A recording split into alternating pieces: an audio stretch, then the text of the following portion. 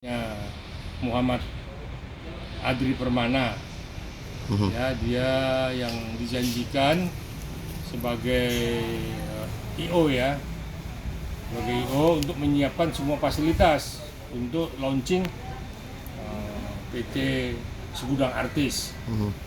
Nah, biasanya kan di dalam MOU itu kan ada tanggal-tanggal DP apa segala macam.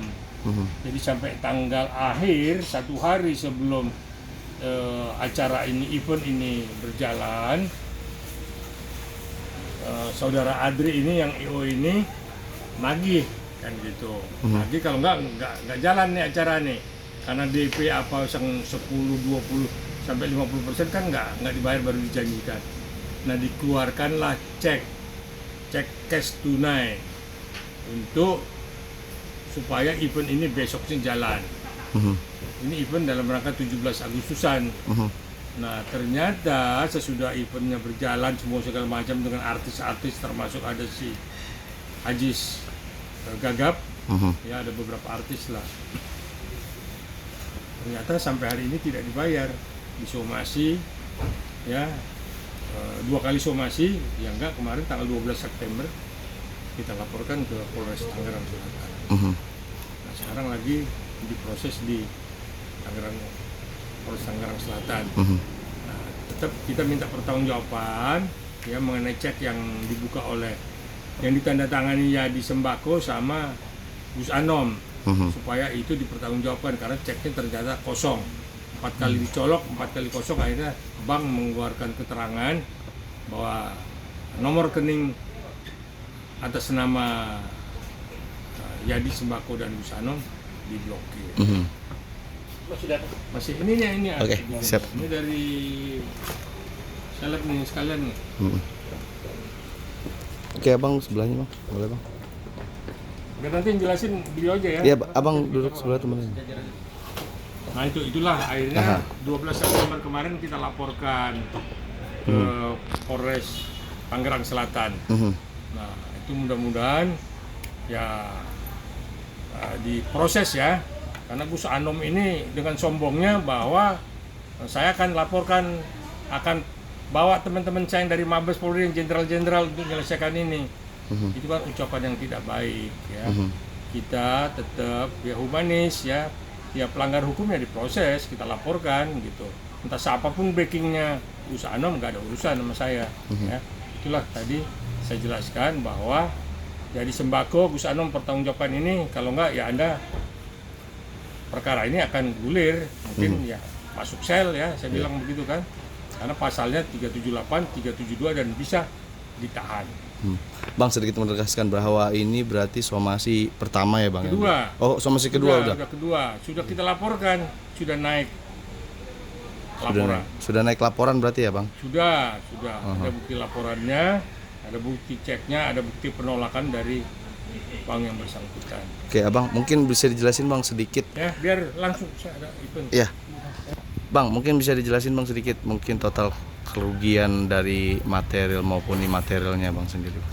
Ya, untuk kerugian realnya saat ini memang totalnya 198.030.000 untuk kerugian realnya, tapi itu material dan imaterialnya belum kita hitung. Yang pasti banyak teman-teman di sini di belakang saya, vendor yang lain termasuk anak-anak yang bekerja juga sampai sekarang belum dibayar. Intinya itu. Oke bang, mungkin bisa dijelasin sedikit bang terkait kronologisnya. Tadi kan barusan si Bang Muara juga kan menjelaskan sedikit detailnya, lebih detail. Kronologinya memang pada tanggal 22 Agustus lalu kami sepakat untuk mengadakan satu kegiatan dengan pihak terkait yaitu Yadi dan Gus Anom. Sini mereka mau mengadakan kegiatan launching perusahaannya mereka. Perusahaan yang bergerak di bidang manajemen artis, informasinya seperti itu, di bidang entertain lah. Nah, pada saat itu saya alihkan tempat yang memang awalnya mereka rencana di daerah Cibubur, tapi karena lokasinya sempit dan lain-lain akhirnya dibatalkan dan kami pindahkan ke di Tangerang, di salah satu stadion di Tangerang. Nah, di tanggal 23 kami sepakat kerjasama, kita buat MOU segala macam, dan di situ jelas MOU bahwa dalam MOU tersebut tanggal 25 H-1 harus sudah sudah dibayar karena kegiatan tanggal 26 Agustus. Nah, pada saat tanggal 25 Agustus itu mereka memberikan saya cek dengan nominal tertera 250 juta. Itu pembayaran vendor saya selaku penyedia barang-barang, sewa sound, panggung dan lain-lain semuanya. Dan ada juga di situ video syuting, totalnya 250. Dan pas hari Jumat itu mereka memberikan sore, otomatis saya belum bisa cek ke bank dan informasinya memang uangnya belum masuk, dan mereka bilang hari Senin uangnya masuk di tanggal 28. Akhirnya kami berikan waktu 3 hari, ada MOU, ada kerjasama, ada perjanjian baru bahwa tanggal 28 paling telat pembayaran. Acara tanggal 26 sudah sesuai dengan keinginan mereka. Saya sudah memenuhi kewajiban saya untuk menyediakan semuanya. Dan tanggal 28 pada saat cek itu coba saya cairkan di bank, ternyata uangnya nggak ada gitu. Dan saya konfirmasi bahwa bilang nanti sore, terus berulang kali setiap hari begitu, besok. Dan saya coba selesaikan secara kekeluargaan, tidak ada kejelasan pembayaran, dan akhirnya saya coba untuk mengambil langkah somasi, dan somasi pun sama, tidak ada kejelasan, tidak ada pembayaran kapan dibayarkannya sampai saat ini.